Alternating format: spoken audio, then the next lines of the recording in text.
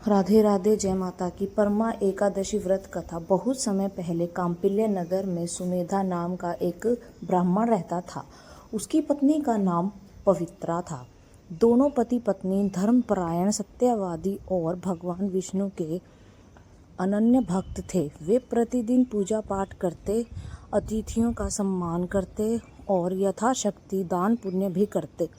किंतु उनके जीवन में एक बड़ी समस्या थी, घोर गरीबी। घर में खाने के लिए पर्याप्त अन्न नहीं होता था। कई बार ऐसा होता कि दोनों को भूखे पेट ही सोना पड़ता। फटे पुराने वस्त्र, टूटी फूटी झोपड़ी और अभावों से भरा जीवन उनकी नियति बन चुका था।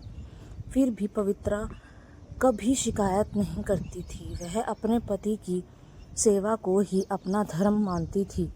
जब घर में थोड़ा बहुत भोजन होता तो वह पहले अपने पति को खिलाती और स्वयं भूखी रह जाती। उसके चेहरे पर कभी दुख या निराशा दिखाई नहीं देती थी।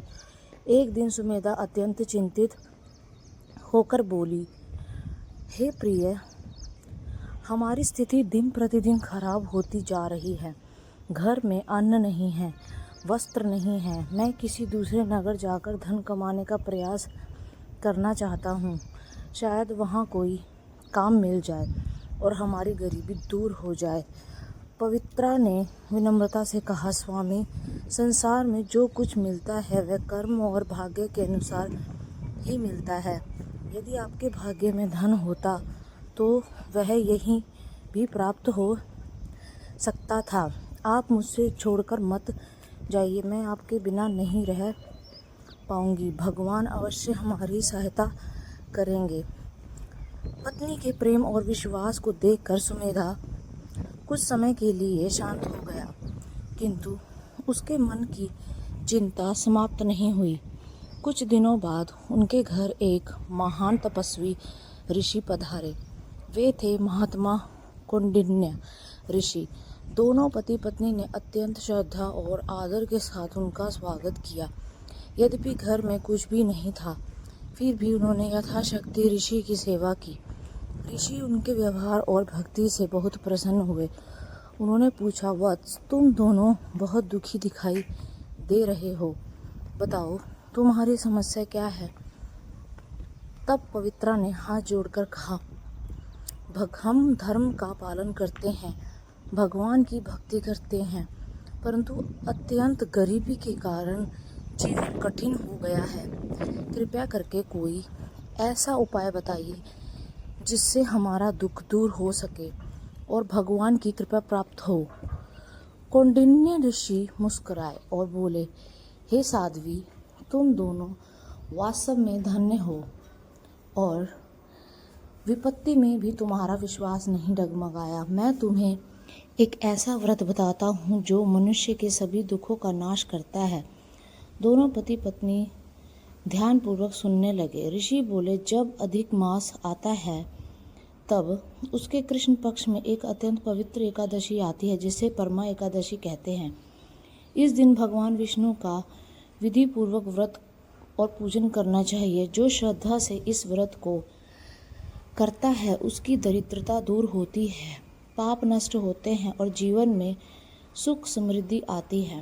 उन्होंने आगे कहा, केवल एकादशी ही नहीं बल्कि उसके साथ 5 दिनों तक पंचरात्रि व्रत भी करना चाहिए।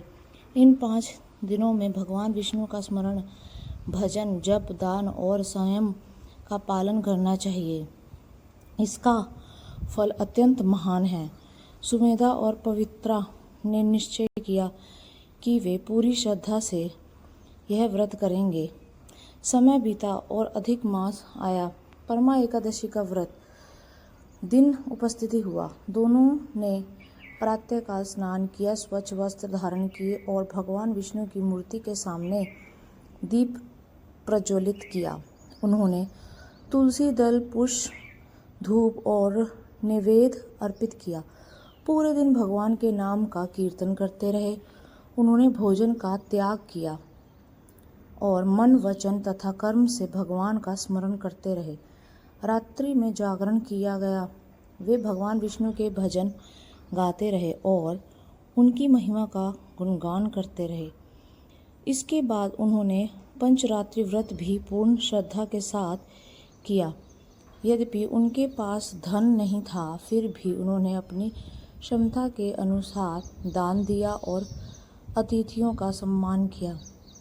भगवान विष्णु उनकी निष्ठा और भक्ति से अत्यंत प्रसन्न हुए। कुछ समय बाद एक आश्चर्यजनक घटना घटी। एक राजकुमार उस क्षेत्र में से गुजर रहा था। उसने सुमेधा के सदाचार और विद्वता के बारे में सुना है।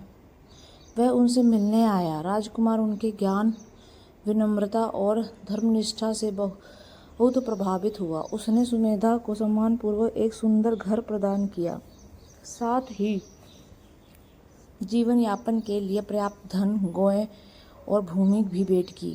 धीरे धीरे उसकी सारी दरिद्रता दूर हो गई। घर में सुख समृद्धि आने लगी। अब उनके पास भोजन, वस्त्र और रहने के लिए अच्छा स्थान था। लेकिन धन आने के बाद भी उनमें अहंकार नहीं आया। वे पहले की तरह ही भगवान विष्णु की भक्ति करते रहे, दीन दुखियों की सहायता करते, अतिथियों का सत्कार करते और धर्म मार्ग पर चलते रहे।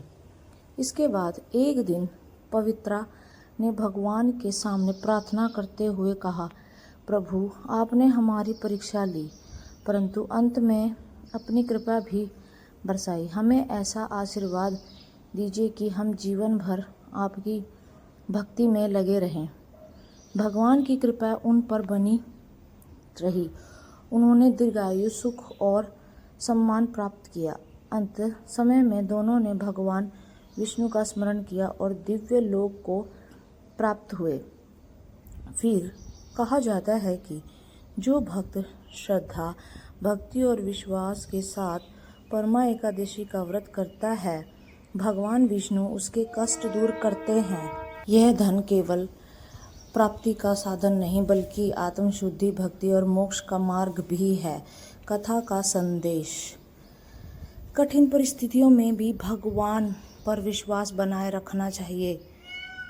सच्ची भक्ति और धैर्य का फल अवश्य मिलता है। तो यह थी परमा एकादशी व्रत की कथा, और इससे पापों का नाश और पुण्य की वृद्धि करने वाला माना गया है। धन से अधिक मूल्यवान श्रद्धा, सेवा और सदाचार है। श्री विष्णुवे नमः। परमा एकादशी माता की जय। श्री हरि भगवान की जय। तो यह थी एकादशी की कथा। अगर अच्छी लगी हो तो वीडियो को लाइक शेयर ज़रूर करें। मिलते हैं अगले एक नई वीडियो में। तब तक के लिए राधे राधे। जय श्री कृष्ण। जय माता की।